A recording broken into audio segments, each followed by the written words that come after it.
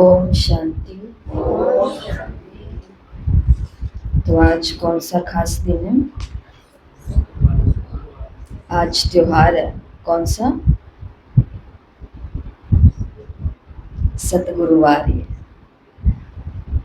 जब हम मधुबन में थे, अभी पीछे गए थे, तो वहाँ पर उस समय आप सभी यहीं थे, तो मुरली चली थी।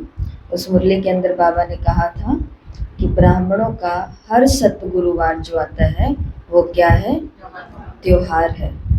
क्योंकि सुबह से तैयारी शुरू हो जाती है, पहले दिन से तैयारी शुरू हो जाती है, शाम से तैयारी शुरू हो जाती है ना। और जो नहीं आ पाते हैं अपने कारणों के कारण, वो गुरुवार के दिन ज़रूर आते हैं, क्योंकि त्योहार पर सब जाते हैं। त्योहार पर मिलना होता है, त्योहार पर हालचाल पूछने होते हैं, त्योहार पर खाना खिलाना पीना पिलाना होता है। तो ऐसा ये त्योहार है। तो कौन सा त्योहार है आज? सतगुरुवार। तो सभी खुश है त्योहार में, क्योंकि त्योहार खुशी खुशी से ही मनाया जाता है। ठीक है। त्योहार के अंदर कोई ना कोई गेस्ट भी आते हैं, कुछ ना कुछ होता है। तो जो इस त्योहार को लाने वाला है वही हमारा सबसे बड़ा चीफ गेस्ट है ना, वही है बाप दादा। तो आज की मुरली हम सुनेंगे। आज की मुरली के अंदर बाबा ने हमें टाइटल दिया है कि आप सभी रूहानी मिलिट्री हो, और वो भी कौन सी? 5 ब्रिगेड, आग बुझाने वाली। दुनिया में कौन सी आग लगी हुई है? विकारों की, काम विकार की आग लगी हुई है। तो बाबा ने कहा इसको बुझाने वाले 5 ब्रिगेडर्स, आर्मी जो है, ऑफिसर जो है, सेना जो है, वो आप ही हो। तो आज जो स्वमान सभी को 108 बारी लिखना है। कल अच्छी बात है कि कल एक नया ग्रुप बना, पुराने ग्रुप को ही नया किया गया, और काफ़ी नई आत्माएं उसके अंदर जुड़ी हैं, और कुछ आत्माओं ने अव्यक्त मुरली का भी होमवर्क किया है और साकार मुरली का भी होमवर्क किया है। 2 आत्माएं तो मेरे सामने बैठी हैं, कुसुम बहन और अंजू बहन। और कोई हैं जिन्होंने दोनों होमवर्क किए? एक किया था साकार मुरली का, वेरी गुड। अव्यक्त का किया था, वेरी गुड। तो अब आपके पास दोनों चॉइस है, या तो दोनों करो, या व्यक्त वाला करो, या साकार वाला करो। परंतु अब इस क्लास के अंदर से कोई भी ये नहीं कह सकता कि हम कुछ करना तो चाहते हैं, परंतु हम क्या करें हमें समझ नहीं आता। लिखना चाहते हैं, परंतु क्या लिखे हमें समझ नहीं आता। तो अब आपको वो ऑफर किया जाएगा। अब इतना तकदीर मिलने के बाद भी फिर हमारे हाथ में है कि हम ना अव्यक्त मुरली का कर पाएँ, ना साकार मुरली का कर पाएँ। तो इससे पता चलेगा पढ़ाने वाले में कमी नहीं है, निर्देश आदेश टचिंग देने वाले में कमी नहीं है। कमी फिर भी किसके अंदर रह रही है? मेरे टाइम मैनेजमेंट के अंदर कमी है, कुछ तो है। ठीक है। तो ऐसे जिस स्वमान को आप 108 बारी लिखेंगे बाबा की याद में, वो स्वमान है मैं बाबा का फायर ब्रिगेड हूँ जो काम की आग बुझा रहा है। ग्रुप में भी भेज दिया जाएगा। मैं बाबा का फायर ब्रिगेड हूँ जो काम की आग बुझा रहा है। तो एक एक शब्द लिखते जाएंगे, और मेरे अंदर से आभा निकल रही है, और वो बाबा की शक्तियों के साथ सभी के इस विकार को मिटा रही है। दूसरा होमवर्क है, आज पूरे दिन में अगर हमें कोई कटु वचन बोलता है, हमारा कोई तिरस्कार करता है, या हमारे कोई झगड़ा करता है, ऐसे कोई शब्द हमें सुनने को मिलते हैं, तो तुरंत उसी के उसी समय याद करना है जो मुरली के अंदर आया है। कल्प पहले भी ये बोला था, मुझे भूल जाना है। कल्प पहले भी ये बोला था, जो शब्द बोला गया है, कल्प पहले भी सामने वाले ने ये शब्द बोला था, मुझे भूल जाना है। ये कब करना है? जब कोई झगड़ा करने की कोशिश करे, जब कोई कटु वचन बोले, जब कोई हमारा तिरस्कार करे, आलोचना करे, उस समय याद रखना है कल्प पहले भी ये बोला था, मुझे भूल जाना है, और सामने वाले को दिल से क्षमा कर देना है। ठीक है। और तीसरा होमवर्क आपको लास्ट में बताएंगे। तो 11 सितंबर 2025 बाबा ने कहा, मीठे बच्चे तुम सारी दुनिया के सच्चे सच्चे मित्र हो, तुम्हारी किसी से भी शत्रुता नहीं होनी चाहिए। प्रश्न, तुम रूहानी मिलिट्री हो, तुम्हें बाप का कौन सा डायरेक्शन मिला हुआ है जिसे अमल में लाना है? उत्तर, तुम्हें डायरेक्शन है कि बैच सदा लगा कर रखो। बाबा मिलन वालों के किस किस के बैच लगा हुआ है वो हाथ ऊपर करो। 1 2 3। बैच कहाँ? बैच जिनके लगा हुआ है वो हाथ ऊपर करो। 1 2 3 और 4। और बाबा मिलन किया कितनों ने हुआ है वो जरा हाथ ऊपर करो। 3 को छोड़, 4 को छोड़ करके बाकी सबने बाबा मिलन किया हुआ है। 4 नहीं है जिनके पास बैच नहीं है, पर वंडरफुल बात है कि 4 ही हैं जिनके बैच लगा हुआ है। तो घर पे आराम कर रहे हैं।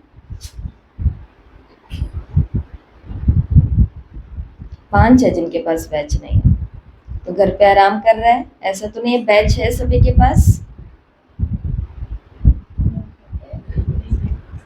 आपको बाबा मिलन कराएंगे, जल्दी मिलेगा आपको। खराब हो गया तो नया लो, खराब हो गया नया खरीदो बाबा के घर से। सब उपलब्ध है सामान, यहाँ पर भंडारे भरे हुए हैं, स्टॉक फुल है। तो डायरेक्शन बाबा का है कि सदा बैच लगा करके रखो।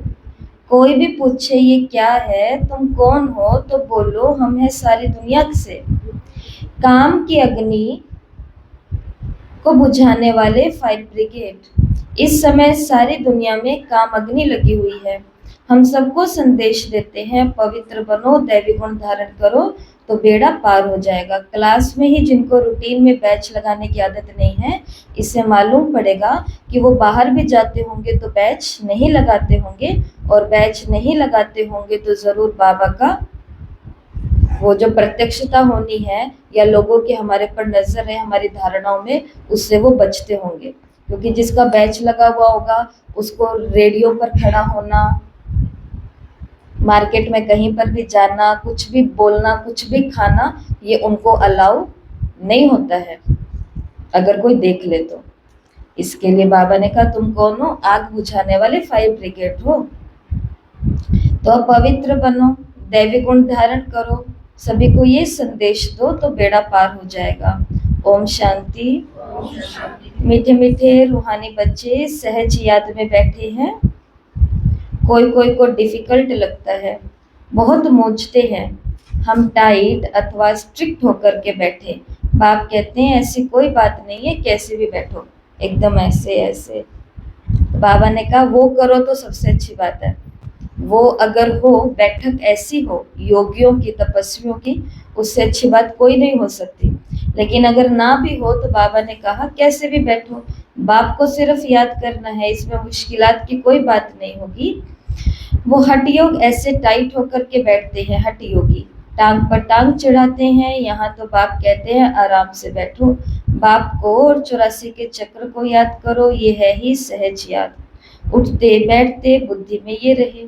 जैसे देखो ये छोटा बच्चा बाप के बाजू में बैठा है, इनको बुद्धि में माँ बाप की याद होगी। ये भी, तुम भी तो बच्चे हो। तो बाबा के पास उस समय कोई बच्चा बैठा हुआ है। बाबा ने कहा तुम भी तो बच्चे हो, बाप को याद करना तो बहुत सहज है। हम बाबा के बच्चे हैं, बाबा से ही वर्षा लेना है। शरीर निर्वाह अर्थ घर घर ग्रस्त व्यवहार में भल रहो, सिर्फ औरों को बुद्धि से निकाल दो। कोई हनुमान को, कोई किसको, साधु आदि को याद करते हैं, वो याद छोड़ देनी है। याद तो करते हैं ना, पूजा के लिए पुजारी को मंदिर में जाना पड़ता है, इसमें कहाँ भी जाने की दरकार नहीं है। कोई भी मिले बोलो शिव बाबा का कहना है मुझ बाप को याद करो। शिव बाबा तो है निराकार, जरूर वो साकार में आकर के ही कहते हैं माँ में कम याद करो, मैं पतित पावन हूँ। ये तो राइट अक्षर है ना। बाबा कहते हैं मुझे याद करो, तुम सब पतित हो। ये पतित तमो प्रधान दुनिया है ना, इसलिए बाबा कहते हैं कोई भी देहधारी को याद नहीं करो। ये तो अच्छी बात है ना। बाबा हमको बुरी बात तो नहीं सिखा रहे कि किसी को भी याद नहीं करना, तो ये तो अच्छी बात है, क्योंकि कोई हमको दुख देगा फिर तो भूलना ही पड़ेगा। कोई हमें धोखा देगा, दुख देगा, कष्ट देगा, तो फिर उसको जानबूझ करके भूलना पड़ेगा ना कि भगवान मुझे उनकी याद आ भी क्यों रही है, मैं उनको भूलना चाहती हूँ, भूलना चाहता हूँ। वो भगवान कहते हैं कि उससे पहले ही देहधारियों से अपनी बुद्धि निकाल दो, ये तो अच्छी बात है। कोई गुरु आदि की महिमा नहीं करते हैं, बाप सिर्फ कहते हैं मुझे याद करो तो तुम्हारे पाप कट जाएंगे। ये है योग बल अथवा योग अग्नि। बेहद का बाप तो सच कहते हैं ना, गीता का भगवान निराकार ही है। श्री कृष्ण की बात नहीं, भगवान कहते हैं सिर्फ मुझे याद करो और कोई उपाय नहीं। पावन होकर जाने से ऊंच पद पाएंगे, नहीं तो कम पद हो जाएगा। हम तुमको बाप का संदेश देते हैं, मैं संदेशी हूँ। इसे समझने में कोई तकलीफ नहीं है। माताएं, अहिल्याएं, कुब्जाएं भी उच्च पद पा सकती है, चाहे यहाँ रहने वाले हो, चाहे घर गृहस्थ में रहने वाले हो। ऐसे नहीं कि यहाँ रहने वाले जास्ती याद कर सकते हैं, ऐसा बिल्कुल नहीं है कि अंदर रहने वाले बाहर रहने वालों से ज्यादा याद कर सकते हैं। बाबा कहते हैं बाहर में रहने वाले बहुत याद में रह सकते हैं, उनके पास ज़्यादा चांस है, क्योंकि वो बाबा से थोड़ी उस प्रकार से सेवाओं से और सीधे तरीके से दूर हैं। तो बाबा ने कहा जो दूर होता है उसको याद ज़्यादा सताती है, तो रह सकते हैं, सर्विस भी बहुत कर सकते हैं। यहाँ भी बाप से रिफ्रेश होकर फिर जाते हैं तो अंदर में खुशी रहनी चाहिए। परंतु देखो कभी कभी क्या हो जाता है, बाबा ने कहा बाहर वाले अंदर वालों से ज़्यादा अच्छा बन सकते हैं, ये सकते हैं वाला शब्द भूल जाते हैं। और कभी कभी अगर बहनें कोई डायरेक्शन देती है तो क्या बोलते हैं, बाबा ने तो कहा ही है बाहर वाले अंदर वालों से ज़्यादा तेज होते हैं, ज़्यादा तीखे होते हैं, ज़्यादा अच्छी सर्विस करते हैं। बाबा ने ऐसे नहीं बोला, बाबा ने कहा है कि अच्छा कर सकते हैं, सर्विस भी और याद भी, परंतु ये तभी बोलना जब सच में हम उनसे अच्छा कर रहे हैं। अगर नहीं कर रहे हैं तो बाबा के ऐसे महावाक्य उठाने का हमें कोई भी अधिकार नहीं है। ये ऑप्शन दिए बाबा ने। यहाँ तो तुम रिफ्रेश होकर के जाते हो तो अंदर में कितनी खुशी रहनी चाहिए इस छीछी दुनिया में। तो बाकी थोड़े रोज हैं, फिर चले जाएंगे श्री कृष्णपुरी में, श्री कृष्ण के मंदिर को भी सुख धाम कहते हैं। तो बच्चों को अपार खुशी होनी चाहिए, जबकि तुम बेहद के बाप के बने हो, तुमको ही स्वर्ग का मालिक बनाया था। तुम भी कहते हो कि बाबा 5000 वर्ष पहले भी हम आपसे मिले थे और फिर मिलेंगे। अब बाप को याद करने से माया पर जीत पानी है, अब इस दुख धाम में रहना नहीं है। तुम पढ़ते ही हो सुख धाम में जाने के लिए, सबको हिसाब किताब चुकतू कर वापस जाना है। मैं आया ही हूँ नई दुनिया स्थापन करने। आवाज आ रही है? कम हो गई है इसकी आवाज। तो मैं आया ही हूँ नई दुनिया स्थापन करने, बाकी सब आत्माएं चली जाएंगी मुक्ति धाम। बाप कहते हैं मैं कालों का काल हूँ। क्या कहते हैं बाबा? वो काल तो आता है, एक को लेकर के जाता है, मौत। और हमारे पास कौन आया है? कालों का काल आया है। ये लेके जाएगा तो सबको लेके जाएगा, किसी को भी नहीं छोड़ेगा। तो बाप कहते हैं मैं कालों का काल हूँ, सबको शरीर से छुड़ाए और आत्माओं को ले जाऊंगा। तो ये अच्छी बात है या बुरी बात है? सच सच बोलना। सच में सब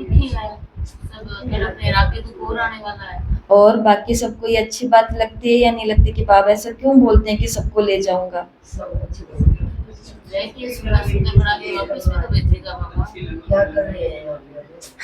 अच्छी लगो या नहीं लगो लेके तो जाएगा। कितना दुख है, बहुत ज्यादा दुख। हमारे वालों को भी बाबा लेकर के जाएगा, सबको, जिनकी अभी तक शादी नहीं हुई है, जिनके अभी तक आप पोता पोती का मुंह देखने की इच्छा रख रहे हो, जिनके अभी तक बेचारों की पढ़ाई भी नहीं हुई है, जो अभी बस पैदा हुए हैं, जिनके लिए आपने ना जाने कितने ना कितने सपने देखे हैं। आपने क्या, हमने भी, हम सभी ने हमने भी अपने वालों के लिए देखे हैं, आपने अपने वालों के लिए देखे हैं, हमारे वाले थोड़े से ज्यादा ऐड हो गए हैं क्योंकि उसके अंदर आपके वाले भी है मिक्स। तो हमारे समेत ये सारा का सारा संसार जाएगा, तो ये अच्छी बात है या नहीं है? आवाज कम है, दो की आवाज है, आप चुप हो जाओ, औरों को भी बोलने दो।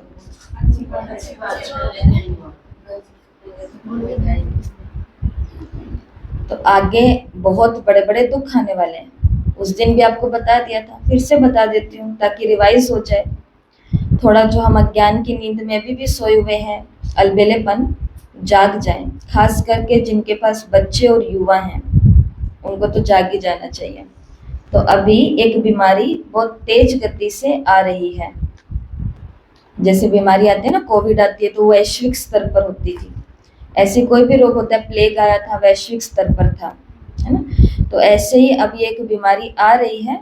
कल भी एक का फोन आया था और वो बीमारी है नींद नहीं आना। जो नींद का समय होगा उस समय नींद नहीं आना, और जो नींद का समय नहीं होगा उस समय नींद आना। नींद का समय कौन सा नहीं है? ब्राह्मणों के लिए अमृत वेला, उस समय नींद आना।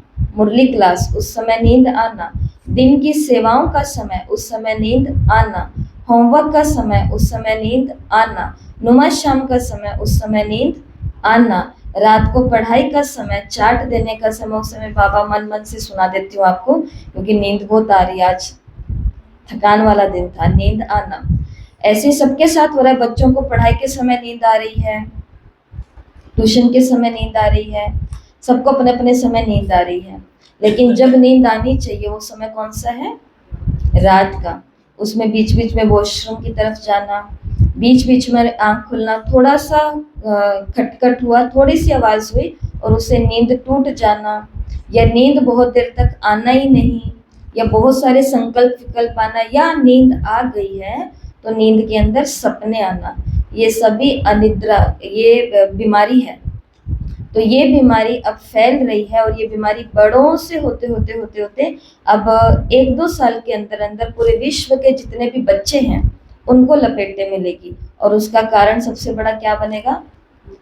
ये डिजिटल चीजें, जो भी स्क्रीन है, चाहे वो मोबाइल है, टीवी है, वो कुछ भी है, ये सभी उसका कारण बनेगा। क्योंकि इसके अंदर से जो रेस निकल रही हैं, जो तरंगे निकल रही हैं, वो आत्मा को, मतलब मन को, दिमाग को ऐसा महसूस कराती है कि अभी तो दिन ही है, दिन है। क्योंकि हमारे दिमाग को नहीं पता कि रात है या दिन है, ये इन आंखों को पता चलता है। दिमाग के पास कौन सा मैसेज जा रहा है? दिन है। और उसके अंदर इतनी रोचक रोचक बातें, इतनी इंटरेस्टिंग बातें हैं कि सोने का मन भी नहीं करता है। और उस चीज का इम्पैक्ट पूरी बॉडी के ऊपर पड़ रहा है। याददाश्त शक्ति कमजोर होएगी, एकाग्रता नहीं बनेगी, लक्ष्य भटकता जाएगा, कंफ्यूजन बढ़ती जा रही है, कौन सा कोर्स करें, कौन सी पढ़ाई करें, कहाँ पर जाएं, कहाँ पर ना जाएं। इसलिए जो भी सतर्क होना चाहते हैं, जो बाबा ने कहा लेकर के जाऊंगा, इन सभी दुखों से छुड़ा करके लेकर के जाएगा वो। इसके लिए इस समय आने से पहले ही सभी को सतर्क हो जाना चाहिए। और उसके लिए क्या करना पड़ेगा? मेहनत करनी पड़ेगी। रात को सोने से पहले घर के अंदर सभी के लिए नियम बनाना पड़ेगा कि परमात्मा को याद करके ही सोना है। लेटर टू गॉड, भगवान को लेटर लिख करके ही सोना है, ऐसा। और ये सब बंद ले लो उनसे। बाबा ने कहा छोड़ूंगा किसी को नहीं, सबको लेकर के जाऊंगा। तुम सबने ही बुलाया है, हे पतित पावन आओ। भले याद करते रहते हो परंतु अर्थ थोड़ी समझते हो। पतित पावन की कितनी धुन लगाते हो, फिर कहते हो रघुपति राघव राजा राम। अब शिव बाबा तो राजा बनते नहीं, राजाई करते नहीं, उनको राजा राम कहना रॉन्ग हो गया। माला जब सिमरते हैं तो राम राम कहते हैं, उसमें भगवान की याद आती है। भगवान तो है शिव। मनुष्यों के नाम बहुत रख दिए हैं, श्री कृष्ण को भी श्याम सुंदर, वैकुंठ नाथ, माखन चोर आदि आदि बहुत नाम देते हैं। तुम अभी श्री कृष्ण को मक्खन चोर कहेंगे? श्री कृष्ण को मक्खन चोर कहेंगे? बिल्कुल नहीं। तुम समझते हो भगवान तो एक निराकार है, कोई भी देहधारी को भगवान नहीं कहेंगे। तो कृष्ण को मक्खन चोर नहीं कहना, ये कृष्ण की इंसल्ट नहीं है, ये कृष्ण की सबसे बड़ी तारीफ है। कि हमने अपने इष्ट के आगे भी क्या लगा दिया, चोर शब्द लगा करके कह दिया वो तो उनकी लीला। लीला थी। ऐसी लीलाएं हमारे बच्चे करके दिखाएं तो कैसा लगेगा। आपने मिठाई बनाई है मेहमानों के लिए और वो मेहमान बेचारे आने से पहले ही मिठाई साफ हो चुकी है, तो बच्चे को कहोगे कि देखो हमारा बच्चा कितना प्यारा है, मिठाई चोर है, तैयार है उसके लिए साइड में सारा सामान। तो बिल्कुल भी नहीं कहेंगे हम कृष्ण को, क्योंकि हमें ये मालूम है कि श्री कृष्ण की आत्मा ने सच में कौन सा माखन सभी के आगे आगे से चुरा लिया था। सब लोग बातें करते रह गए, लड़ते झगड़ते रह गए, तू मैं करते रह गए, और इस आत्मा ने सच में विश्व की बादशाही चुरा ली, ले ली, खींच ली। तो ब्रह्मा विष्णु शंकर को भी नहीं कह सकते हैं भगवान, तो फिर तो मनुष्य को कैसे कहेंगे। वैजंती माला में सिर्फ 108 गाय हुए हैं। शिव बाबा ने स्वर्ग की स्थापना की, उनके ये मालिक हैं जरूर। उससे पहले उन्होंने पुरुषार्थ भी किया होगा। उसको कहा जाता है कलयुग अंत, सतयुग का आदि, संगम का समय। ये है कल्प का संगम युग। मनुष्य ने फिर युगे युगे कह दिया है। अवतार नाम भी भूल उनको फिर ठीक कर भीतर में कण कण में कह दिया है। ये भी है ड्रामा। जो बात पास्ट हो गई है उसको कहा जाता है ड्रामा। कोई झगड़ा आदि हुआ, पास हुआ, उसका चिंतन नहीं करना। अच्छा, कोई ने कम जास्ती बोला, तुम उसको भूल जाओ, कल्प पहले भी ऐसे ही बोला था। यही आज का हमारा प्रैक्टिकल होमवर्क है, करना है आज हमें ये, क्योंकि हम सभी की रोज की परीक्षा है। हम और तो किसी बात से डिस्टर्ब नहीं होते हैं, परंतु अब हम किस बात से डिस्टर्ब होने लग गए हैं कि कोई कुछ बोल देता है जो शब्द मर्यादा पूर्वक नहीं है, अच्छे नहीं है, आलोचना वाले हैं, कम ज्यादा ऊपर नीचे वाले हैं, तो कल्प पहले भी बोला था। वो बातें याद रहने से फिर बिगड़ते रहेंगे। वो बात कभी बोलो भी नहीं। तुम बच्चों को तो सर्विस करनी है, सर्विस में कोई विघ्न नहीं पड़ना चाहिए, सर्विस में कमजोरी नहीं दिखानी चाहिए। शिव बाबा की सर्विस है ना, उसमें कभी जरा भी ना नहीं करनी चाहिए, नहीं तो अपना पद भ्रष्ट कर देंगे। बाप के मददगार बनो तो बाप पूरी मदद देंगे। और आज बाबा ने एक महत्वपूर्ण बात कही है, जो सेवाएं देते हैं उनके लिए। बाप की सर्विस करने में जरा भी धोखा नहीं देना। धोखा देना किसको बोलते हैं? सेवा की जिम्मेवारी उठा ली और जब सेवा करने की बारी आई तो बिना बताई गायब। जैसे मानो आज भोग का दिन है, भोग किसी के लिए बना है? बाबा के लिए और बाबा के बच्चों के लिए बना है। अगर लगता है कि आज हम नहीं जाने वाले हैं तो हमारा फर्ज बनता है कि हम पहली रात को पहले से बता दें कि दीदी हम नहीं आ पाएंगे। ऐसा 1 होते हैं, 2 होते हैं, कभी 4 होते हैं, कभी 6 होते हैं, कभी 10 भी हो सकते हैं, कुछ भी हो सकता है।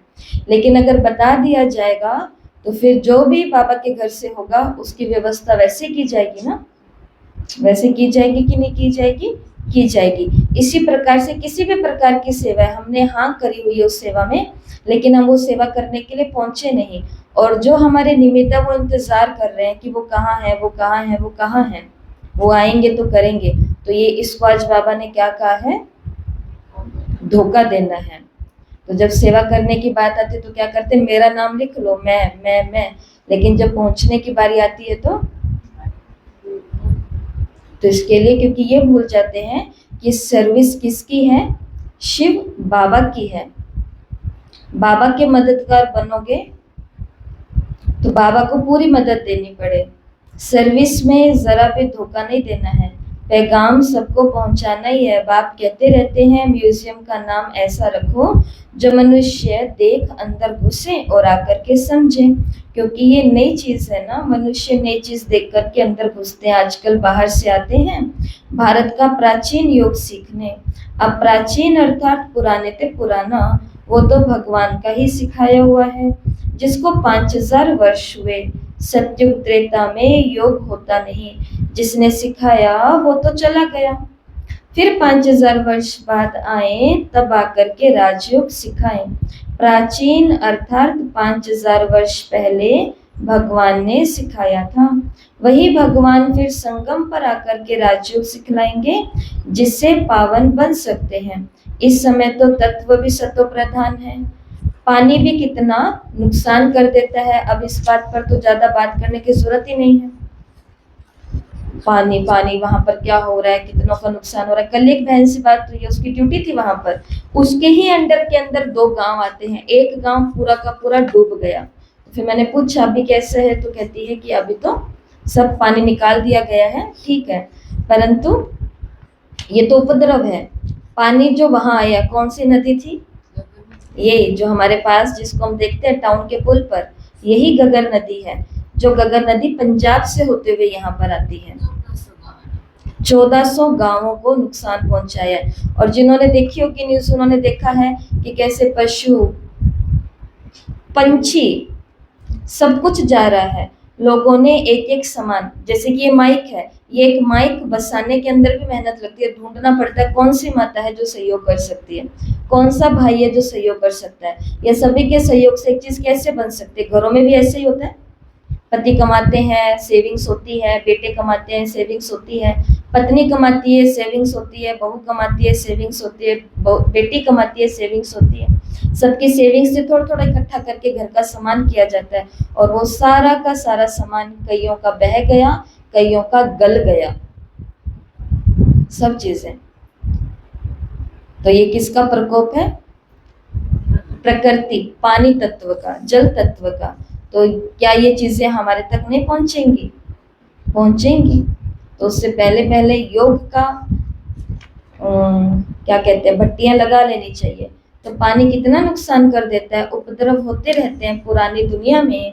सत्युग में उपद्रव की कोई बात नहीं है, वहां तो प्रकृति दासी बन जाती है, यहाँ प्रकृति दुश्मन बन करके दुख देती है।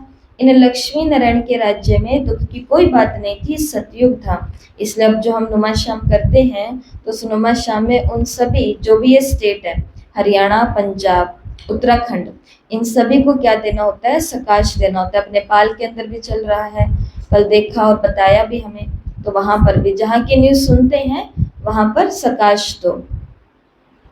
और ये याद रखो कि फिर से नई दुनिया स्थापन हो रही है। बाप प्राचीन राजयुग सिखा रहे हैं, फिर 5000 वर्ष बाद सिखलाएंगे। जिसका जो पाठ है वही बजाएंगे। बेहद के बाप का भी पाठ है, वो बजा रहे हैं। बाप कहते हैं मैं इनमें प्रवेश कर स्थापना कर चला जाता हूँ। हाहाकार के बाद फिर जय जयकार हो जाती है। पुरानी दुनिया खत्म हो जाएगी। इन लक्ष्मी नारायण का राज्य था तो पुरानी दुनिया नहीं थी। 5000 वर्ष की बात है, लाखों वर्ष की बात हो नहीं सकती। तो बाप कहते हैं और सब बातों को छोड़ इस सर्विस में लग जाओ, अपना कल्याण करो। रूठ करके सर्विस में धोखा नहीं देना चाहिए। ये है ईश्वरीय सर्विस। माया के तूफान तो बहुत आएंगे, परंतु बाप की ईश्वरीय सर्विस में धोखा नहीं देना है। बातें आपस में होती है और सेवा किसकी छोड़ देते हैं? भूल भी जाते हैं। सिर्फ बहनों को थोड़ी ना छोड़ते हैं, बहनों के साथ साथ किसको छोड़ देते हैं? बाबा का घर, बाबा के घर की जो भी जिम्मेवारी हमने उठाई हुई थी वो। तो इसके लिए बाबा ने कहा ऐसे धोखे नहीं देने हैं, क्योंकि ये ईश्वरीय सर्विस है।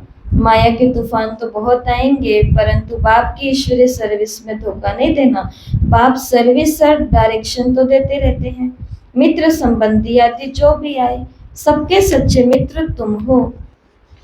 तुम ब्रह्मा कुमार कुमारियां तो सारी दुनिया के मित्र हो, क्योंकि तुम बाप की मददगार हो।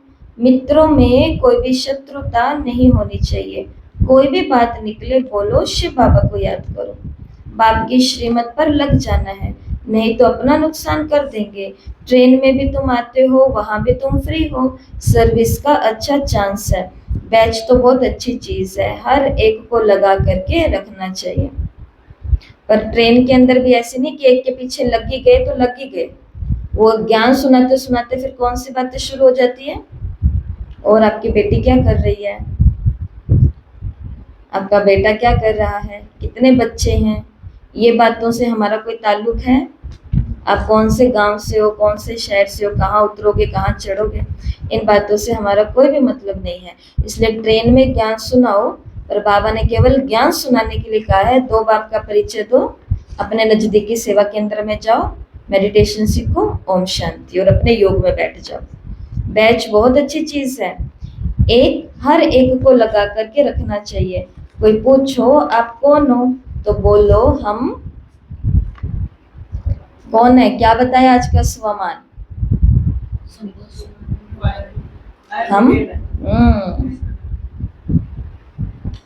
बोलो हम है फायर ब्रिगेड। जैसे वो फायर ब्रिगेड होते हैं आग बुझाने के लिए, तो इस समय सारी सृष्टि में काम अग्नि में सब जले हुए हैं। अब बाप कहते हैं काम महाशत्रु पर जीत पहनो, बाप को याद करो, पवित्र बनो, दैवी गुण धारण करो तो बेड़ा पार हो जाएगा। ये बैच श्रीमत से ही तो बने हैं ना। बहुत थोड़े बच्चे हैं जो बैच पर सर्विस करते हैं। बाबा मुरलियों में कितना समझाते हैं, हर एक ब्राह्मण के पास ये बैच होना चाहिए।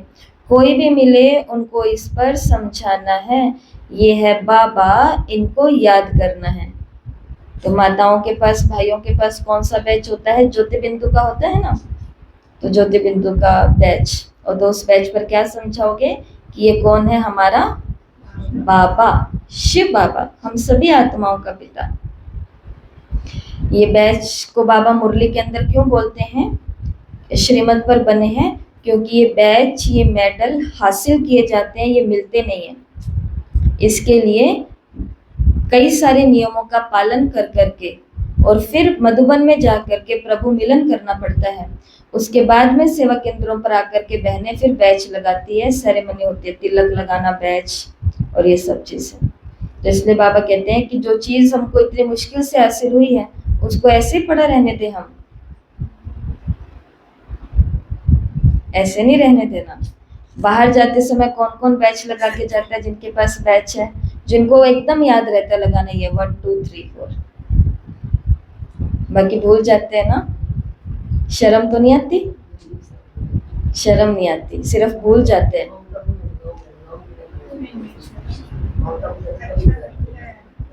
अच्छा लगता है तो भी इसको संस्कार बनाओ। अगर इतने दिनों के बाद बाबा ने कहा है तो कोई कारण होगा, क्योंकि भगवान के बच्चे ही सोए हुए हैं दोनों तीनों चारों 10 प्रकार की नींद में। तो फिर सर्विस कौन करेगा? ये बहनें ही करती जाएंगी। और ये भी अगर सो गई तो ये कुछ करते तो है नहीं, हम भी सो जाते, छोड़ो इनको। फिर इस धरती का क्या होएगा? और ऐसा नहीं कुछ होएगा नहीं, वो जो आया वो किसी और को निमित्त बना करके फिर कराएगा। काम को रुकता नहीं है, काम चलते हैं सारे, परंतु उस लिस्ट में फिर हम नहीं होंगे। आज की अव्यक्त मुरली के अंदर बाबा ने 1 और 2 नंबर की बात करी है। फर्स्ट नंबर के बच्चे, सेकंड नंबर के बच्चे, ऐसे बोला बाबा। दोनों बच्चों को देख रहे हैं, परंतु सेकंड नंबर के बच्चों का कहीं मुरली में नाम ही नहीं लिया आगे। सारी मुरली किस पर चली है? फर्स्ट क्लास बच्चों के ऊपर, सेकंड क्लास बच्चों के ऊपर बाबा ने कुछ बोला ही नहीं है। भगवान उनको नहीं देखता है, कुछ नहीं बोलता है, वो फिर अपना पुरुषार्थ करो और जो भी करना है। इसके लिए बाबा ने कहा कि बाबा मुरलियों में कितना समझाते रहते हैं, हर एक ब्राह्मण के पास बैच होना चाहिए। कोई भी मिले उनको इस पर समझाना है कि बाबा है, इनको याद करना। हम साकार की महिमा नहीं करते हैं, सर्व का सदगति दाता एक निराकार बाप है, उनको याद करना है। याद के बल से तुम्हारे पाप कट जाएंगे, फिर अंतमति सो गति हो जाएगी, दुख धाम से छूट जाएंगे, फिर तुम विष्णुपुरी में आ जाएंगे। कितनी बड़ी खुशखबरी है। लिटरेचर भी दे सकते हो, बोलो तुम गरीब हो तो फ्री दे सकते हैं। साहूकारों को तो पैसे देना ही चाहिए, क्योंकि ये तो बहुत छपाने होते हैं, यहाँ से कोई भी सामान लेकर के जाते हैं। गरीब है उनके लिए फ्री में है, लेकिन अगर कोई साहूकार है, एक बुक लेकर के जाते हो, बदले में 50 बुक के पैसे दे करके जाओ, ताकि दीदी ये बुक बहुत अच्छी है और आप छपवा लेना और मंगा लेना, सबको हमारी तरफ से बांट देना। ये सर्विसेबल बच्चों की बुद्धि हो सकती है। ये चीज ऐसी है जिससे तुम फकीर से बादशाह बन सकते हो, मालिक बन जाएंगे। समझाने तो मिलती रहती है। कोई भी धर्म वाला हो, बोलो वास्तव में तुम आत्मा हो। अपने को आत्मा समझ, बाप को याद करना। अब विनाश सामने खड़ा है, ये दुनिया बदलने वाली है। शिव बाबा को याद करेंगे तो विष्णुपुरी में आ जाएंगे। बोलो, ये आपको करोड़ों पद्मों की चीज देते हैं। बाबा ने कितना समझाया है। फिर से बाबा बोलते हैं कि बाबा ने कितना समझाया है, बैच पर सर्विस करनी है, परंतु परंतु बैच लगाते ही नहीं। लज्जा आती है ना। रिश्तेदारों के पास गए शादी में और बैच लगा करके जाना है, लज्जा आएगी कि नहीं आएगी? अब मन कर रहा है कि नाच भी लूं, मन कर रहा है खा भी लूं, मन कर रहा है इधर उधर की सारे चुगली चट्टे भी कर लूं, सब कुछ करने का, इतने दिनों बाद मिली है मेरी सारी, कर लूं। परंतु ये बैच ये लगा हुआ होगा तो मैं कुछ अपने अरमान पूरे नहीं कर पाऊंगी। आई हूं इतना खर्चा करके, इसलिए फिर बैच को लेकर के ही नहीं जाते। हम्म मैं एक अनुभव बताऊंगा। हम्म जब मैं वो एलमोट पे गई थी ना, मालने की गई थी, तो इसके पापा थोड़ी सी दूर चले, वो ऐसे सांस से बोलने लगे, सब मेरे को छोड़ छोड़ के बदले दोनों को। अच्छा ऐसे बात करके मेरे वाला बेंच उनके लगा दिया। अच्छा अब वो तो तेज तेज चलने लगे, जाना बैठ के उतर भी गई, अब मैं धीरे धीरे क्योंकि बैच पर बाबा ने तो लगा दिया। ये भी अच्छा स्टाइल है किसी को बचाने का, सही है। बैच के ऊपर तो एक बार आपको क्लास में पूरी कराई है कि बैच हमारी रक्षा कैसे करेगा। अभी डिटेल में तो नहीं बता सकते समय अनुसार, परंतु लज्जा आती है। ब्राह्मणियां जो पार्टी लेकर के आती हैं अथवा कहाँ ऑफिस आदि में अकेली जाती हैं, तो ये बैच जरूर लगा रहना चाहिए। ब्रह्मा कुमारियों को भी जितना तुम इस पर समझाएंगी वो खुश होंगे। बोलो हम एक बाप को ही मानते हैं, वही सबको सुख शांति देने वाला है, उनको याद करो। पतित आत्मा तो जा न सके। अभी ये पुरानी दुनिया बदल रही है, ऐसे ऐसे रास्ते में तुम सर्विस कर सकते हो। तुम्हारा नाम बहुत होगा। बाबा समझते हैं शायद लज्जा आती है जो बैच पहन सर्विस नहीं करते। एक तो बैच, सीढ़ी का चित्र अथवा त्रिमूर्ति गोला झाड़ का चित्र साथ में हो, आपस में बैठ एक दो को समझाओ तो सब इकट्ठे हो जाएंगे। पूछेंगे ये क्या है, बोलो शिव बाबा इनके द्वारा नई दुनिया स्थापन कर रहे हैं। अब बाप कहते हैं मुझे याद करो, पवित्र बनो, अपवित्र वापस जा नहीं सकते। ऐसी मीठी मीठी बातें सुनानी है तो बहुत खुश हो जाएंगे, परंतु कोई की बुद्धि में बैठता नहीं। सेंटर पर क्लास में जाते हैं तो भी बैच लगा रहे। स्पष्ट बोला है, वो मत भूलना कि दीदी ने बोला है, बाबा ने भी बोला है। बाबा का तो कहना मानोगे ना, दीदी का भी मानेंगे। सेंटर पर क्लास में जाते हैं तो भी बैच लगा रहे। अब बताओ इस क्लास के अंदर तो ऊपर से नीचे आते हैं स्टूडेंट, वो भी क्या लगा के आते हैं, बैच लगाए। जब ऊपर रहने वाला, घर के अंदर रहने वाला भी क्लास में जब आ रहा है वो बैच लगा के आ रहा है, तो बाहर वालों को तो लगा के आना ही चाहिए। तो बाबा ने कहा तुम लज्जा आती है क्या? बाबा ने पूछा है,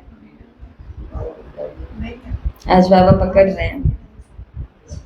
मिलिट्री वालों को ये बिल्ला लगा रहता है, माना बैच लगा रहता है, उनको कभी लज्जा आती है? तुम हो रूहानी मिलिट्री, बाप डायरेक्शन देते हैं, फिर अमल में तुम क्यों नहीं लाते हो? कहना क्यों नहीं मानते हो बाबा का? कल की मुरली में बाबा ने कहा मुरली सुनने के लिए नहीं आते हैं, कहना नहीं मानते हैं। आज बाबा ने कहा चलो आ गए मुरली सुनने के लिए हिम्मत करके। गुरुवार का दिन है, मुरली सुनने आ गई है, लो जी बाबा का वो क्या बोलते हैं, उल्हाना भी पूरा कर दिया, खत्म। अब ये बाबा ने फिर नया काम दे दिया, जब सेंटर पर तो आगे, तो बैच घर पे क्या कर रहे हैं तुम्हारा?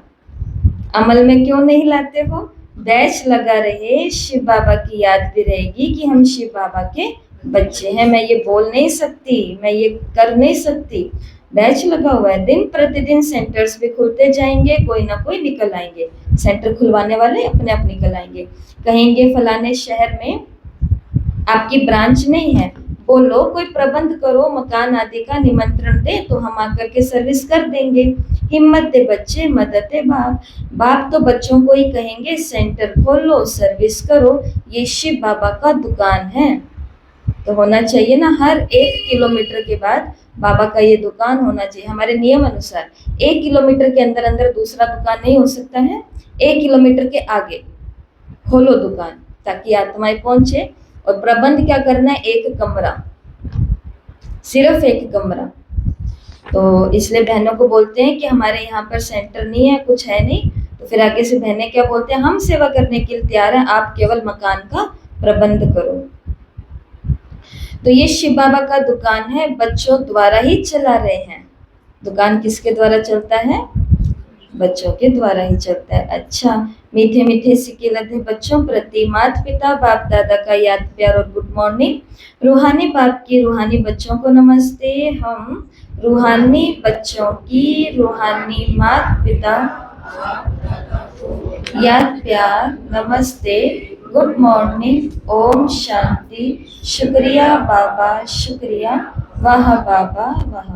धारणा के लिए मुख्य सार, पहला, कभी आपस में रूठकर सर्विस में धोखा नहीं देना है।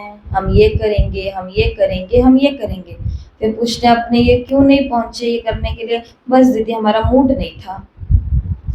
इतना कह करके अपना पल्ला झाड़ लेते हैं जिज्ञासु, और बहनें अटक जाती हैं सेवा को पकड़ करके। इसके लिए ऐसे धोखे नहीं देने, क्योंकि वास्तव में हम धोखा किसको दे रहे हैं? एक तो अपने को और दूसरा भगवान को, क्योंकि ये सेवा ईश्वर ने दी थी। जब हमको मिली थी तो हमने क्या कहा था, अरे बाबा ने मुझे सेवा दी है। और जब छोड़ने की बारी आई तो फिर मूड नहीं था, टाइम नहीं था, मन नहीं था, कोई साथ आने वाला नहीं था, सो बातें हैं। तो कभी रूठ करके सेवा में धोखा नहीं देना, विघ्न रूप नहीं बनना, अपनी कमजोरी नहीं दिखानी है, बाप का पूरा पूरा मददगार बनना है। दूसरा, कभी कोई से झगड़ा आदि हुआ, पास हुआ, उसका चिंतन नहीं करना। कोई ने कम जास्ती बोला तुम उनको भूल जाओ, कल्प पहले भी ऐसे ही बोला था, वो बात फिर कभी बोलो भी नहीं। कहाँ ट्राई करना है? सबसे पहले आज ये घर पे ट्राई करना है, उधर ही सब कार्यक्रम चालू हैं।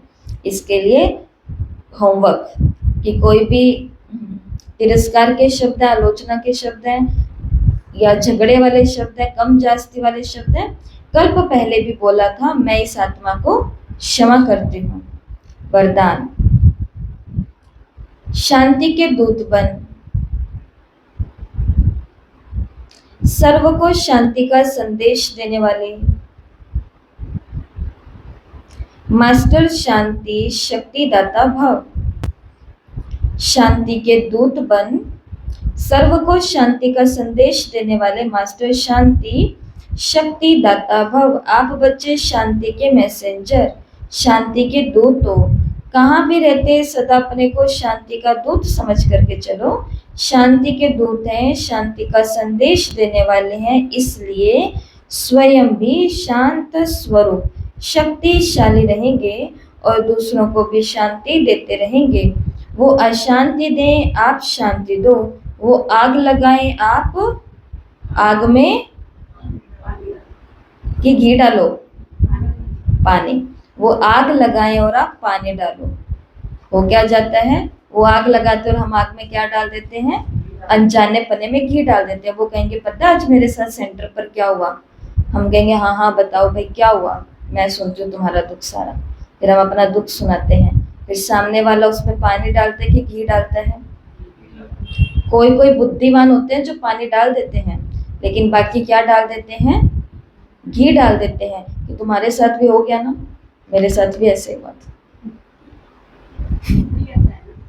हाँ जी, फ्री वाला घी है, वाह इसलिए डाल देते हैं। ये भी अच्छा विचार है। ये वाला घी फ्री है। इसके लिए बाबा ने कहा आप कौन हो? शांति देने वाले और औरों को शक्ति देने वाले हो। वो अशांति देंगे, आप शांति दोगे। वो आग लगाएंगे और आप पानी डालोगे। छोड़ो छोड़ो छोड़ो, ये बातें छोड़ो, अपने घरों में नहीं होती क्या? छोड़ो छोड़ो छोड़ो छोड़ो, पानी डालो। यही आप शांति के मैसेंजर मास्टर शांति शक्तिदाता बच्चों का कर्तव्य है। स्लोगन, जैसे आवाज में आना सहज लगता है, ऐसे आवाज से परे जाना भी सहज हो। जैसे आवाज में आना सहज लगता है, ऐसे आवाज से परे जाना भी सहज हो। राजकीय व्यक्त इशारे हैं। योग में सदा लाइट हाउस और माइट हाउस की स्थिति का अनुभव करो। ज्ञान है लाइट और योग है माइट। ज्ञान और योग दोनों शक्तियाँ लाइट और माइट संपन्न हो, इसको कहते हैं मास्टर सर्वशक्तिमान। ऐसी शक्तिशाली आत्माएं किसी भी परिस्थिति को सेकंड में पार कर लेती हैं। ठीक है, तो आज के 3 होमवर्क में से तीसरा होमवर्क है।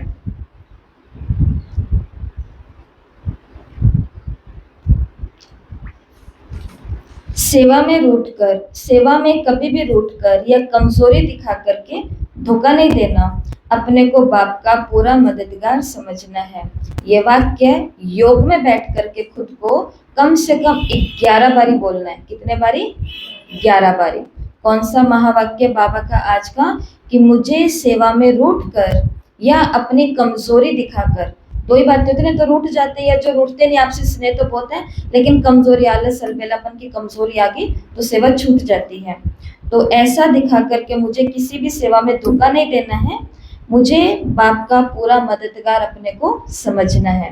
तो यह है तीसरा होमवर्क। तो एक होमवर्क आपको योग का दिया है, एक होमवर्क आपको प्रैक्टिकली दिया है, और एक होमवर्क आपको लिखने का दिया है। तो तीनों होमवर्क साकार मुरली वालों को करने हैं, सभी कर सकते हैं। और इस मुरली के ही डिस्क्रिप्शन बॉक्स के अंदर आपको लिंक मिल जाएगा इस ग्रुप का। टेलीग्राम का ये ग्रुप है। कल आए थे तो कह रहे थे कमेंट्स में कि व्हाट्सएप ग्रुप, तो व्हाट्सएप ग्रुप नहीं आएगा, ये टेलीग्राम ग्रुप ही आएगा, जिससे पुरानी हुई चीज़ें भी पड़ी हुई आपको दिख जाएंगी। और ये ग्रुप है जो सहूलियत वाला, जिसमें सारा मटेरियल स्टोर रहता है। और दूसरी बात, तो लिंक को आप ज्वाइन कर सकते हैं जिनको भी होमवर्क करने की इच्छा है। ओम शांति।